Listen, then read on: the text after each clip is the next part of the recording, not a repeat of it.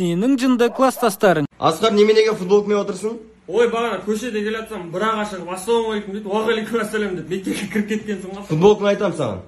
Бұл жай ашайын ғой апай. Ей! Медет оқы. Тайм менеджмент уақыт пайдаланып тиімді. Бірақ болмаса жүтелдің бәрін жинап алып бір деп алсай. Ағай, парта тасуға 2 бола бересіз бе? Так, Медет, Асқар барыңдар. Ой, ағай, біз мектепке парта тасу үшін келген жоқпыз. Біз білім алу. Ей! Тұр!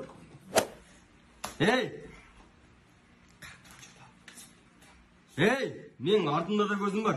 Не знаю, мутант па бір нәрседе артында да көзі. 4 аяғыңыз бар шығар. Ай, Асқардың мойнында засос бар. Мал, сен ғой салған түнде ішіп кеп. Опытыңыз ма? Райондағы братандар Дубайда. Братчик маяқты 70-лер такси екен ғой әшейін. Біздің ауылда 70 қалса аптасына 1-2 күн айдап, мойкаға апара береді дейсің ғой, короче. Такси ғой, қарашы. Құрыш. Рахат екен ғой, яқты ешкім сені түсінбейді. Бәріне боқтап жүрсің ғой. Ей, кетесің. Қоймасын бұраға. Мұрмақ. Пайде бар ғой, братчикке. Арабтар сияқты өмір сүруіміз керек қой біз. Бәрі бар ғой бізде. Не жоқ сонда? Бізде просто арабтар жоқ қой. Біздің ауылдың жанындағы көл бар ғой. Соңында жағасына здания салады, Дубай сияқты құдырт жүруге болады, комфорт жасап ше. Бірақ малды қайқа суарасың одан кейін. How much money? 200? Ема, братан, ағылшынша білесің бе? Ағылшында мектепте бірінші партада отқан ғой. Тупой дейді. You are my son of canopy. Loose very in the English. You hello me. Сенің чорт братаның. Екінбестерден сапалақ жеп қалыпсың ғой сен? Сапалақ жеген, жеп қалым конкретно. Бүйтіп әңгіме айтып тұрмын, бүйтіп қарап қойым, нечайно шақ етіп бөрді. 15 баласы тұр, просто ұрайын десем. Кешкісін үйіне барып едім, братанымен шықты да, тағы сапалақ жеп қалдым ана жерде.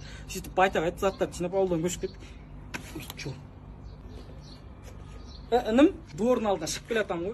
3 здоровый мужик тұр екен. Бергеш деп. Ей, в смысле бергеш деп қасына бардым да, портмені, телефон, ақша-пақша бәрін бердім де, не ал деп кетіп қаласың ғой.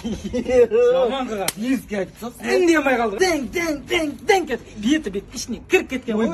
Жаман ұрып жатыр екенсің да? Жоқ, менің бетім кіріп кетті ғой. Врачтар екі жағымнан қысып бетімді әрең шығарып алды. 1,5 ай ма, 3 жылдай ма жаттым. Сен ана екінбесте қайраттан жеңіліп қалыпсың ғой разындарыз.